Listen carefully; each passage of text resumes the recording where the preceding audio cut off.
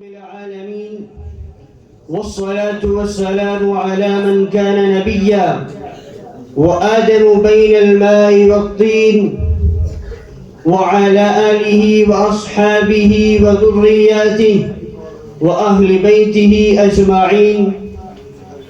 أما بعد، قال الله تبارك وتعالى في القرآن المجيد: إن الصلاة تنهى عن الفحشاء والمنكر.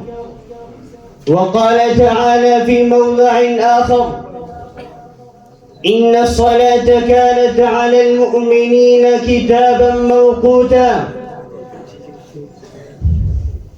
حضرة رئيس الاحتفال الموقر وأساتذة الأفاضل وزملائي في الدروس، أريد أن أخطب بين أيديكم خطبة عربية وجيزة حول الموضوع الصلاة. إن الصلاة هي ركن ثان من الأركان الخمسة التي بني عليها الإسلام، كما قال رسول الله صلى الله عليه وسلم: بني الإسلام على خمس: شهادة أن لا إله إلا الله وأن محمدا عبده ورسوله، وإقام الصلاة، وإيتاء الزكاة، والحج، وصوم رمضان. وهي من العبادات البدنية المحضة، وقد وردت لها فضائل كثيرة في القرآن والأحاديث النبوية. وقد قال النبي صلى الله عليه وسلم فيها: العهد الذي بيننا وبينهم الصلاة. وقال رسول الله صلى الله عليه وسلم: الصلاة عماد الدين، فمن أقامها أقام الدين، ومن تركها فقد هدم الدين. وقال عليه الصلاة والسلام: لكل شيء علامة، وعلامة المؤمن الصلاة. وقال عليه الصلاة والسلام: من ترك الصلاة متعمدا فقد كفر.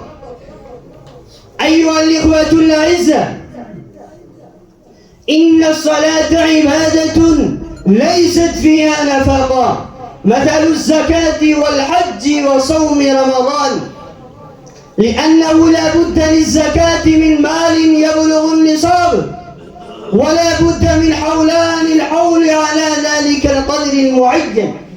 وكذلك الحج، لأنه لا بد له من الدراهم والدنانير التي تفضل عن حوائجه الأصلية، ثم المحافظة على الشروط الآخر.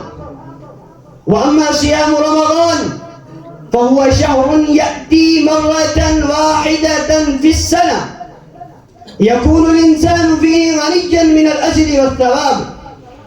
وأما الصلاة فهي تفرض على المسلم وتجب عليه من حين بلوغه إلى موته، فإن لم يؤدها ولم يصليها يكون آثما عاصيا، وليس الأمر على ذلك فحسب، بل يكون كافرا إن تركها متعمدا جاحدا.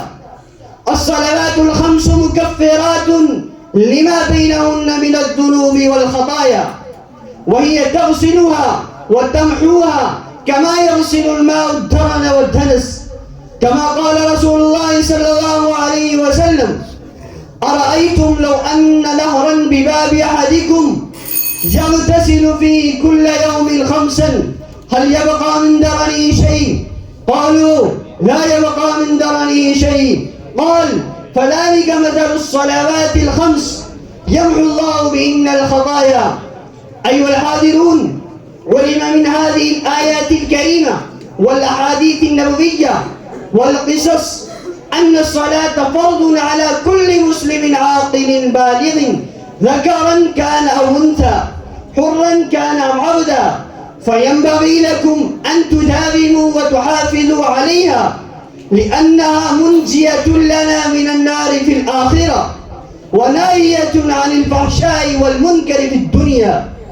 وهذه هي عبادة يقوم فيها الغني والفقير والحاكم والمحكوم والشريف والوضيع في صف واحد، ويصلون الجميع معا. وآخر دعوانا أن الحمد لله رب العالمين.